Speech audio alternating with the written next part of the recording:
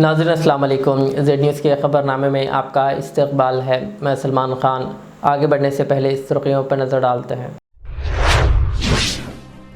अगर आइंदा इंतख़ाबात में KCR से अपोजिशन का दर्जा ना छीन लिया तो मैं अपना नाम बदल लूँगा। वज़ीर आला रेवंत रेड्डी का KCR को चैलेंज। अगर BRS दोबारा इक़्तिदार में आई तो हाइड्रा को ख़त्म कर दिया जाएगा। जगतियाल में अवामी जलसे से KCR का ऐलान। वज़ीर आला रेवंत रेड्डी ने रैतु भरोसा स्कीम की दूसरी किस्त कर दी जारी। तेलंगाना के नायब वज़ीर आला भट्टी विक्रमार्का ने तमिलनाडु में असम्बली इंतखाबी मुहिम के दौरान अवाम से की मुलाकात। तेलंगाना हुकूमत ने RTC के मुलाजिमीन के मसाइल हल करने के लिए 4 रुकनी कमेटी दी तश्कील। वज़ीर पुन्नम प्रभाकर का ऐलान। रबी धान की खरीदारी को लेकर वज़ीर कोमटिरेड्डी वेंकट रेड्डी का ओहदेदारों के साथ जायज़ा इजलास, दी अहम हिदायत। तेलंगाना हुकूमत ने सरकारी मुलाजिमीन के तबादलों पर आयद पाबंदी कर दी ख़त्म।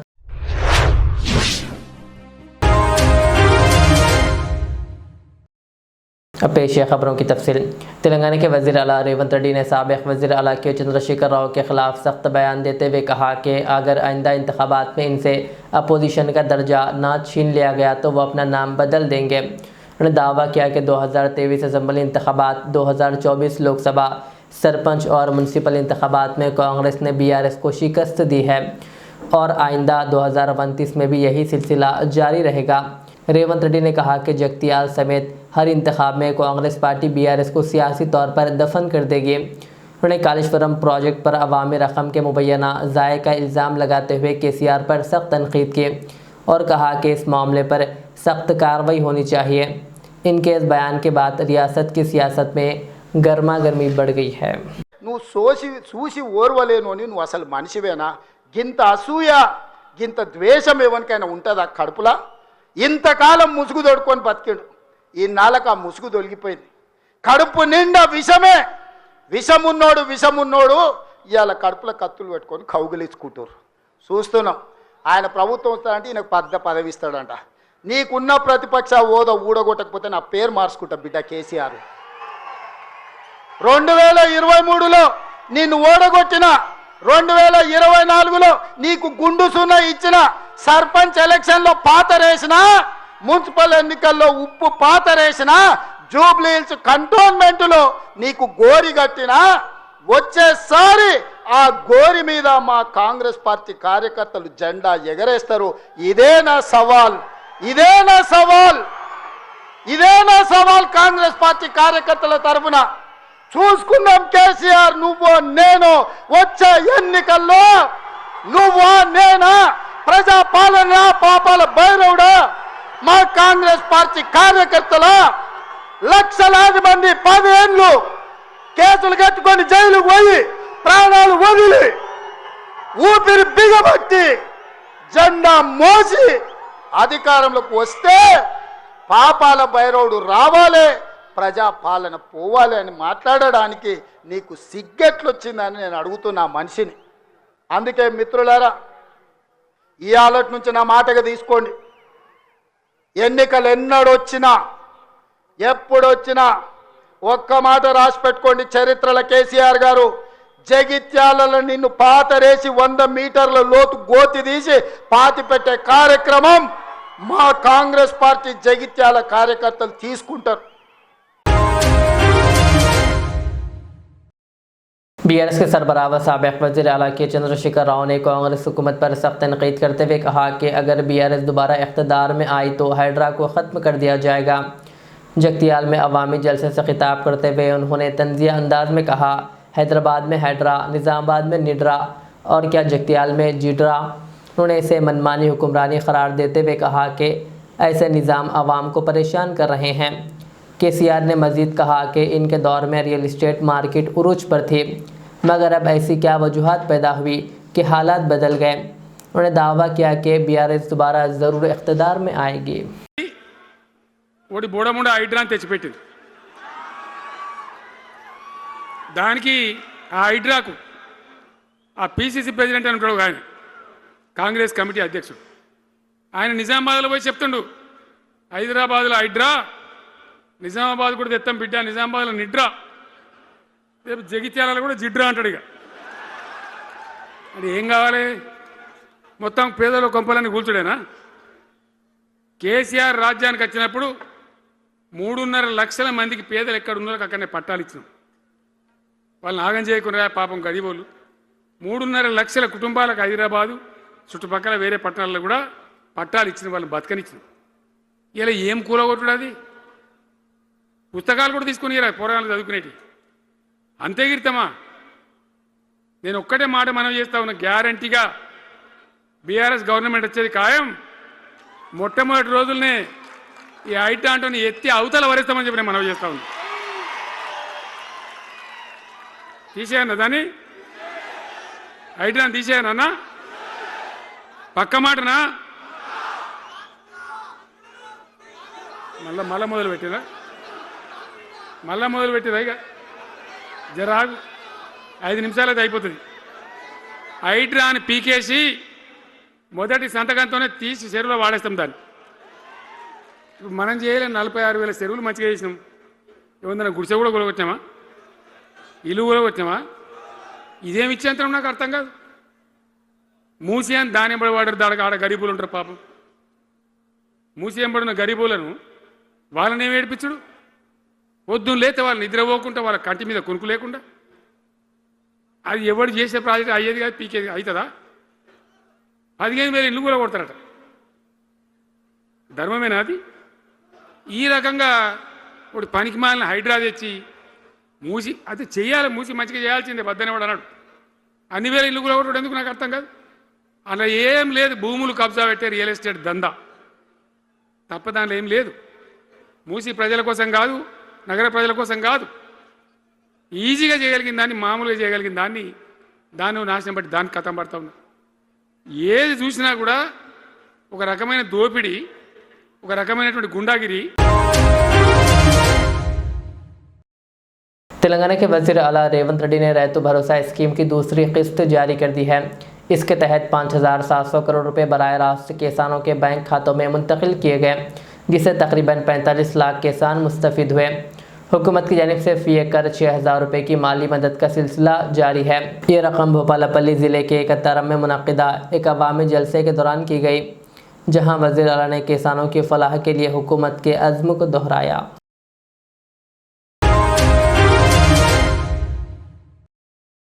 तेलंगाना के नायब वज़ीर आला भट्टी विक्रमार्का ने तमिलनाडु के शिवलिंगूर असेंबली हल्के में इंतखाबी मुहिम के दौरान अवाम से मुलाकात की। उन्होंने कहा कि लोगों में वज़ीर आला MK स्टालिन और कांग्रेस क़ियादत में तरक्की के सफ़र को जारी रखने का अज़्म नज़र आ रहा है। उन्होंने कहा कि अवाम तक़सीम के बजाय हम आहंगी को तरजीह दे रहे हैं और रोशन व जामे मुस्तक़बिल के लिए इंडिया ब्लॉक के हक़ में वोट देने की उन्होंने अपील की। तेलंगाना हुकूमत ने एक जियो जारी करते हुए Telangana state road transport corporation के मुलाजिमीन के मसाइल का जायज़ा लेने के लिए 4 रुकनी अफसरान की कमेटी तश्कील दे दी है। ये कमेटी मुलाजिमीन की जानिब से सर्विस कंडीशंस और दीगर मुतालबात पर गौर करेगी और 4 हफ्तों में अपनी रिपोर्ट पेश करेगी। वज़ीर ट्रांसपोर्ट पूनम प्रभाकर ने कहा कि हुकूमत RTC मुलाजिमीन के मुतालबात पर मुस्बित है और बातचीत के ज़रिए मसाइल हल करेगी। साथ ही 65 लाख रोज़ाना मुसाफिरों की सहूलत मुतासिर नहीं होने दी जाएगी। उन्होंने कहा कि RTC गरीब आवाम के लिए लाइफ लाइन है। इदारे का तहफ़्फ़ुज़, मुलाजिमीन की फ़लाह और मुसाफिरों की सहूलत हमारी तरजीह है। बता दें कि कल 21 अप्रैल को RTC के मुलाजिमीन ने रियासत गिर एहतजाज का ऐलान किया था, जिस पर हुकूमत ने 4 रुकनी अफसरान की कमेटी तश्कील दी है।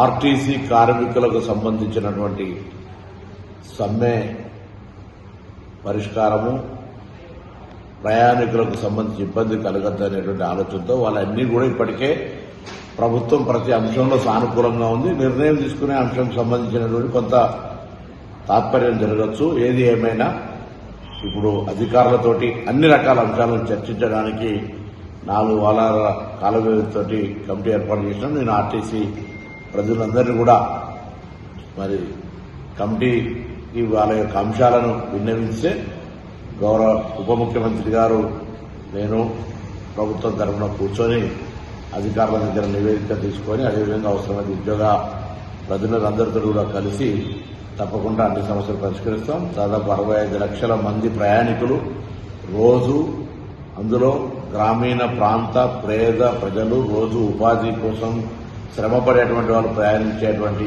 ఈ బస్ ప్రయాణం పేదవాడి లైఫ్ లైన్. దాని ఉద్యోగులుగా మీరు, ప్రభుత్వంగా మనము కలిసి ఇబ్బంది లేకుండా చూసే బాధ్యత ఉంది. తప్పకుండా వాళ్ళకు సంబంధించినటువంటి సంక్షేమము, ఉద్యోగులది, ప్రయాణికుల సౌకర్యము, సంస్థ పరిరక్షణ తప్పకుండా చూస్తాం. కాబట్టి ఎటువంటి బేసిజన్ పోకుండా అధికారులకు సంబంధించినటువంటి సమస్యలన్నీ నివేదించమని వారితో అందరూ కూడా ఉన్నత అధికారులు వారి ద్వారా ప్రభుత్వంకు నివేదిక తీసుకొని వాటన్నింటినీ పరిష్కారం చేయడం జరుగుతుందని నేను విజ్ఞప్తి చేస్తున్నాను. नलगुंडा में रबी धान की खरीदारी पर जायजा इजलास के दौरान वजीर कोमटिरेड्डी वेंकट रेड्डी ने हुक्काम को हिदायत दी है कि किसानों को किसी भी किस्म की परेशानी ना हो और दिन रात धान की खरीदारी जारी रखते हुए इसे मिलों तक पहुंचाया जाए।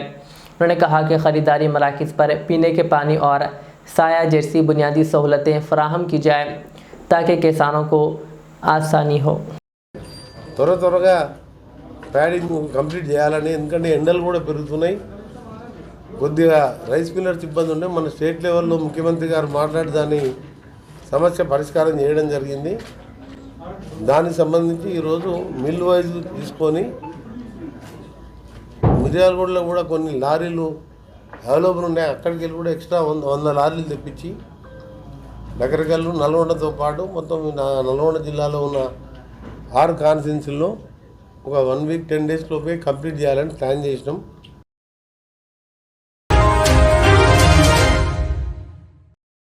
रियाज इस्लामिक स्कूल वाक़ मुस्तफ़ा नगर फलकनुमा हैदराबाद में सालाना तालीमी एवार्ड तकरीब 2025-26 कामयाबी के साथ मुनक़िद हुए, जिसकी सदरत इदारे के बानी मौलाना मोहम्मद सिद्दीक़ अहमद क़ादरी उसामी ने की। इस तकरीब में मेहमान ख़ुसूसी के तौर पर मोहम्मद मुबीन MLA बहादुरपुरा के साथ अब्दुल हन्नान कॉरपोरेटर ने शिरकत की, जबकि सीनियर सहाफ़ी अब्दुल क़दीर तहसीन, सैयद फराज, मोहम्मद सलमान ख़ान भी मौजूद थे। इस मौके पर नुमाया कारकर्दगी दिखाने वाले तलबा को इनामात व असनाद से नवाजा गया और मौल्लिमीन व मौल्लिमात में अवार्ड्स की तकसीम भी अमल में आई।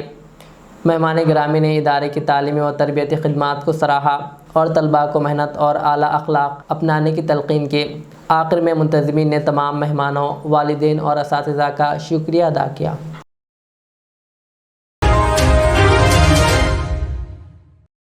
हैदराबाद में एक कार्रवाई के दौरान महकमे एक्साइज इन्फोर्समेंट ने तकरीबन 10 लाख रुपए मालियत की 361 प्रीमियम शराब की बोतलें जब्त कर ली, जो मुबैना तौर पर बेंगलुरु और हरियाणा के डिफेंस कंटेनर से लाकर शहर के अमीर ग्राहकों को गैर कानूनी तौर पर फ़रोख्त की जा रही थी। मुलजिम डी सुरेश रेड्डी 48 साल जो साबिक़ फ़ौजी मुलाजिम हैं, पर इल्ज़ाम है कि वो ये शराब डिफेंस चैनल्स के ज़रिए हासिल करता था। खुफिया इत्तला पर जीवन किरण, CI सुभाष चंद्र और SI अखिल की क़ियादत में टीम ने हस्तिनापुरम के श्री रमना कॉलोनी फ़ेज़ 2 में एक मकान पर छापा मारा। ताहम मुलजिम फ़रार होने में कामयाब हो गया, जबकि इस सिलसिले में पुलिस मज़ीद तहक़ीक़ात कर रही है।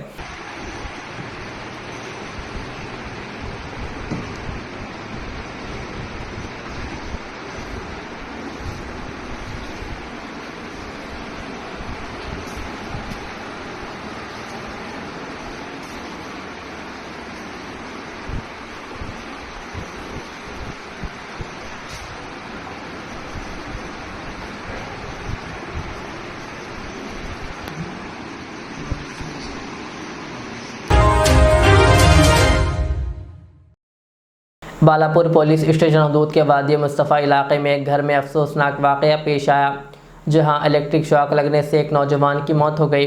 तफसीलात के मुताबिक 29 साल शेख मोहम्मद जो पेशे से मैकेनिकल इंजीनियर थे और गुज़िश्ता तकरीबन 3 साल से एक कंपनी में मुलाजिमत कर रहे थे। 20 अप्रैल की रात तकरीबन 8:30 बजे अपने घर में पानी का मोटर लगाते हुए इन्हें इलेक्ट्रिक शॉक लगा, जिसके नतीजे में मौके पर ही इनकी मौत वाक़ हो गई। मरहूम की शादी तकरीबन 3 साल कबल हुई थी और इन्हें एक साला बेटी भी है। इत्तला मिलते ही बालापुर पुलिस मौके पर पहुंची और जायज़ा लिया। इस सिलसिले में मुकदमा दर्ज करके लाश को उस्मानिया अस्पताल के मुर्दाखाना मुंतकिल कर दिया गया। अस्सलाम वालेकुम, मैं वार्ड नंबर 23 साबिक़ा काउंसलर सैयद अली।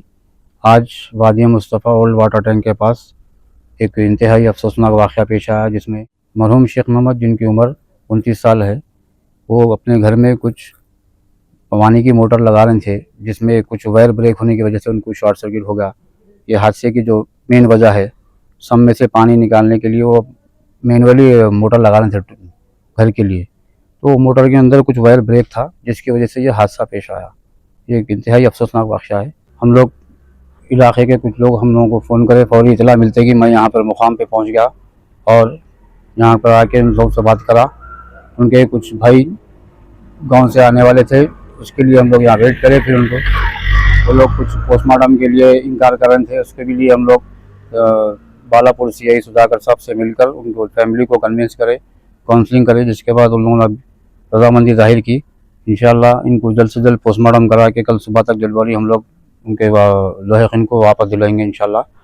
और ये बहुत अफसोसनाक वाक़या पेश आया। इस मौके पर मैं तमाम आवाम से गुजारिश करता हूँ कि अपने घरों में जो भी इलेक्ट्रिक का काम है, प्रोफेशनल को बुला के करिए साहब। अपने लोगों से अपने खुद करने की कोशिश करते और ऐसे हादसा होते। मरहूम को एक साल की बच्ची है और बच्ची से बाप का सर से साया उड़ गया। तो इसके लिए आप लोग एहतियात बरतिए। और कोई से भी करंट के पास बहुत सारे लोग क्या है लेट जाते कि प्लेयर ले लेके अपने ट्रांसफार्मरों के पास आए थे, तो ऐसा नहीं करना चाहिए। और प्रोफेशनल लाइट वालों को, इलेक्ट्रिशियन जो काम जानता है, उसको बुलाकर करना चाहिए इंशाअल्लाह। अस्सलाम वालेकुम। तेलंगाना में सियासी बयानबाजी में तेज़ी आ गई है। साबिक़ वज़ीर व BRS के रुकन असम्बली टी हरीश राव ने कहा कि के चंद्रशेखर राव की तकरीर। तेलंगाना में सियासी बयानबाजी में तेज़ी आ गई है। साबिक़ वज़ीर व रुकन असम्बली टी हरीश राव ने कहा कि के चंद्रशेखर राव की तकरीर को 36 लाख अफराद ने देखा, जबकि वज़ीर आला रेवंत रेड्डी की तकरीर को सिर्फ 4 लाख लोगों ने देखा, जो 10% भी नहीं बनता। उन्होंने कहा कि इस फ़र्क से वाज़ेह होता है कि अवाम में किस लीडर की मकबूलियत ज़्यादा है और रेवंत रेड्डी की सियासी सतह क्या है। కేసీఆర్ గారి స్థాయి ఏందో, రేవంత్ రెడ్డి గారి స్థాయి ఏందో నిన్న రాష్ట్ర ప్రజలకు స్పష్టంగా అర్థమైంది. వేరియస్ సోషల్ మీడియా ప్లాట్ఫామ్స్ ఉంటాయి, టీవీ ఛానల్స్లో ఉండేటువంటి ఆన్లైన్ ఛానల్స్ కావచ్చు, అదర్ సోషల్ మీడియా ప్లాట్ఫామ్స్లో నిన్న చూస్తే కేసీఆర్ గారి ప్రసంగాన్ని 36 లక్షల మంది లైవ్లో చూడడం జరిగింది. రేవంత్ రెడ్డి గారి ప్రసంగాన్ని కేవలం 4 లక్షల మంది మాత్రమే లైవ్లో చూసినారు. అంటే not even 10% of the viewership.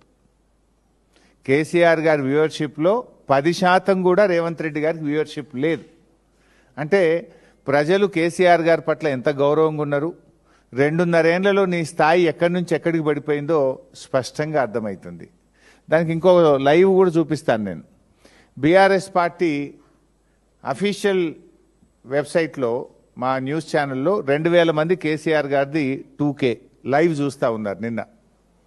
అదేవిధంగా రేవంత్ రెడ్డి గారు చూస్తే ఇది కాంగ్రెస్ పార్టీ అఫీషియల్ వెబ్సైటు, 54 మంది చూస్తున్నారు. ఎక్కడ 54, ఎక్కడ 2000, అది 54, ఇది 2000. అన్నీ కలిపితే ఆల్ ఛానల్స్ యొక్క యూట్యూబ్ కానీ, ఆన్లైన్ ఛానల్స్ కానీ, అదర్ యూట్యూబ్స్ కానీ మొత్తం 36 లక్షల మంది కేసీఆర్ గారి ప్రసంగాన్ని చూస్తే రేవంత్ రెడ్డిది 4 లక్షలు. ఒకటి ఏమైందంటే నువ్వు తెలిసినో తెలియక చేసినావో కానీ ఒకే సమయంలో జరగడం వల్ల దాని వ్యూవర్షిప్ ఎంత, దీని వ్యూవర్షిప్ ఎంత, ఎవరి రేటింగ్ ఏందో అర్థమైపోయింది ప్రజలకు. రేవంత్ రెడ్డి గారి స్థాయి ఏందో, కేసీఆర్ గారి స్థాయి ఏందో రాష్ట్ర ప్రజలకు మాత్రం కంపారిజన్ మాత్రం స్పష్టంగా అటు చూస్తే 2000 కనబడుతుంది, ఇటు చూస్తే 54 కనబడుతుంది. అటు చూస్తే లక్షల్లో ఉంటుంది, ఇటు చూస్తే వేలల్లో ఉంది. అంటే నీ పరిస్థితి ఏమైపోయిందో 2.5 సంవత్సరాల్లో ఇప్పటికన్నా తెలుసుకోను. अफजलगंज पुलिस ने एक आदी मुलजिम को गिरफ्तार कर लिया, जो बस में सफ़र के दौरान सोने के जेवरात चोरी करने में मुलविस था। पुलिस ने इसके कब्जे से तकरीबन 17 तोले सोना बरामद किया। मुलजिम की शनाख्त अन्ना रेड्डी वेंकटा शिवा रेड्डी 35 साल के तौर पर हुई है, जो कर्नूल का रहने वाला है। मुलजिम ने अनंतपुर से हैदराबाद आने वाली एक निजी बस में सोए हुए मुसाफिरों को निशाना बनाया और एक खातून के जेवरात चुराकर दरमियानी रास्ते से फ़रार हो गया। मुतासरा खातून की शिकायत पर पुलिस ने CCTV और दीगर शवाहिद की मदद से MGBS के करीब इसे गिरफ़्तार कर लिया। बताया जाता है कि मुलजिम के ख़िलाफ़ पहले भी कई मुकदमात दर्ज है और वह अपनी अय्याशी और नशे की आदत पूरी करने के लिए ये वारदातें करता था। डिटेक्शन किया है, ये बस में थेफ्ट का ऑफेंस है, crime number 153/26 under section 303 clause 2. 13th April 2026 कंप्लेंटेंट कीर्तना जी आके एक कंप्लेंट दिया है। ट्रैवलिंग बस में, मीना ट्रैवल्स बस में अनंतपुर से हैदराबाद को आ रहा था। नाइट में एक छोटा बैग कैरी करके आ रहा था। मॉर्निंग MGBS के पास जाके उठने के बाद देखने से करीब 20 तोलास का गोल्ड ऑर्नामेंट्स मिस हुआ है। तुरंत आके 13th मॉर्निंग को अफजलगंज पुलिस स्टेशन को कंप्लेंट दिया हुआ है। तुरंत अपना DI Ravi Kiran and team तुरंत एक्शन में गया था और SHO एंड ACP इन लोगों का डायरेक्शन दिया गया हुआ है। ये लोग पूरा CC फुटेज और टिकट रिजर्वेशन का डिटेल्स, बाकी लोकल इनपुट्स का पूरा लेके कल एक इन्फॉर्मेशन आया था। तुरंत ये टीम कड़पा गया था। जाके उनका घर सर्च करने से इंटैक्ट प्रॉपर्टी करीब 17 तुलास जो डिस्प्ले हुआ है, 17 तुलास रिकवरी हुआ है। ये अक्यूज्ड 17 तुला के साथ accused Anna Reddy Venkat Shiva Reddy son of Anna Reddy को अरेस्ट किया है। ये प्राइवेट एम्प्लॉय है, एज 35 ईयर्स है, मोर मार्केट में काम करते हैं। प्रीवियसली ये 7 ऑफेंसेस में इन्वॉल्व हुआ है। इसमें 5 property theft and house breaking का ऑफेंसेस है, 2 गेमिंग एक्ट का इसमें इन्वॉल्व हुआ है। ये मेन कंजम्पशन, अल्कोहल कंजम्पशन ज़्यादा करता है और बेटिंग में भी इन्वॉल्व होता है। स्पेशली ऑनलाइन अभी IPL चल रहा है, IPL में भी करीब ये कुछ 10 लाख का कड़पा रूरल पुलिस स्टेशन में भी कुछ 10 लाख इसमें लास्ट किया हुआ है। तेलंगाना हुकूमत ने सरकारी मुलाजिमीन के तबादलों पर आयद पाबंदी ख़त्म कर दी है। हुकूमत ने 1 मई से 31 मई तक तबादलों की इजाज़त दे दी है और इस सिलसिले में आज बाज़ाब्ता GO जारी किया गया। सरकारी अहकामात के मुताबिक एक ही मुकाम पर 3 साल मुकम्मिल करने वाले मुलाजिमीन के तबादलों की इजाज़त होगी, जबकि 4 साल से ज़्यादा अरसे से एक ही जगह खिदमत अंजाम देने वालों का तबादला लाजमी करार दिया गया है। ताहम मजमूई तौर पर ज़्यादा से ज़्यादा 40% मुलाजिमीन के तबादले किए जाएंगे। GO में यह भी वाज़ेह किया गया है कि मियाँ बीवी तिब्बी बुनियादों और माजूरी के मामलात को तरजीह दी जाएगी। आखिर में सुर्खियाँ एक बार। अगर आइंदा इंतखाबात में KCR से अपोजिशन का दर्जा ना छीन लिया तो मैं अपना नाम बदल लूँगा, वज़ीर आला रेवंत रेड्डी का KCR को चैलेंज। अगर BRS दोबारा इक़्तिदार में आई तो हाइड्रा को ख़त्म कर दिया जाएगा, जगतियाल में अवामी जलसे से KCR का ऐलान। वज़ीर आला रेवंत रेड्डी ने रैतो भरोसा स्कीम की दूसरी किस्त कर दी जारी। तेलंगाना के नायब वज़ीर आला भट्टी विक्रमार्का ने तमिलनाडु में असम्बली इंतखाबी मुहिम के दौरान अवाम से की मुलाकात। तेलंगाना हुकूमत ने RTC के मुलाजिमीन के मसाइल हल करने के लिए 4 रुकनी कमेटी दी तश्कील, वज़ीर पुन्नम प्रभाकर का ऐलान। रबी धान की खरीदारी को लेकर वज़ीर कोमटिरेड्डी वेंकट रेड्डी का ओहदेदारों के साथ जायज़ा इजलास, दी अहम हिदायत। तेलंगाना हुकूमत ने सरकारी मुलाजिमीन के तबादलों पर आयद पाबंदी कर दी ख़त्म।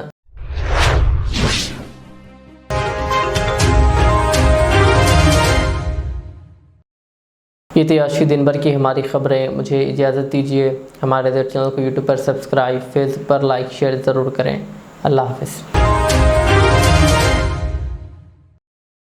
रियाज इस्लामिक स्कूल, तालीमी मैदान में एक नया इनकलाब। इस्लामिक और मॉडर्न एजुकेशन की अजीम दरसगाह।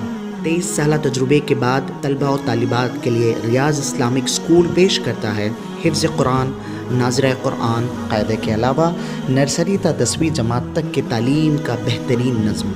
बच्चों के लिए हॉस्टल की सहूलत, मुस्तहिक़ तलबा के लिए खुसूसी रियायत, तलबा और तालिबात के लिए अलहदा क्लासेस के माकूल नज़्म, खुसूसी computer classes, hardware and software training. बच्चों में तहरीरी और तकरीरी सलाहियतों को उजागर करने के लिए हफ्तावारी प्रोग्राम। काबिल और मुशफ़िक़ असातिज़ा इकराम की निगरानी में बेहतरीन तालीम नज़्म। सुबह 8 बजे तक शाम 4:30 बजे दाखिले जारी हैं, उजलत कीजिए। Riyaz Islamic school, opposite lane, new SR petrol pump, Wattepally, Hyderabad.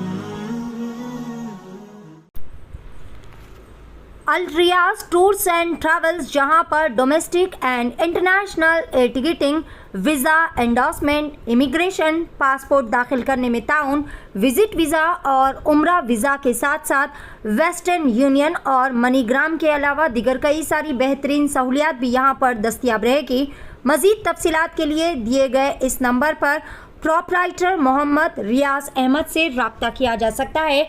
Phone number है 9700358014 या फिर 9182535378 या फिर सीधे चले आए अल रियाज हेल्थ केयर क्लिनिक, मुस्तफ़ा नगर, फलकनुमा, हैदराबाद। आपका इत्मीनान ही हमारी कामयाबी।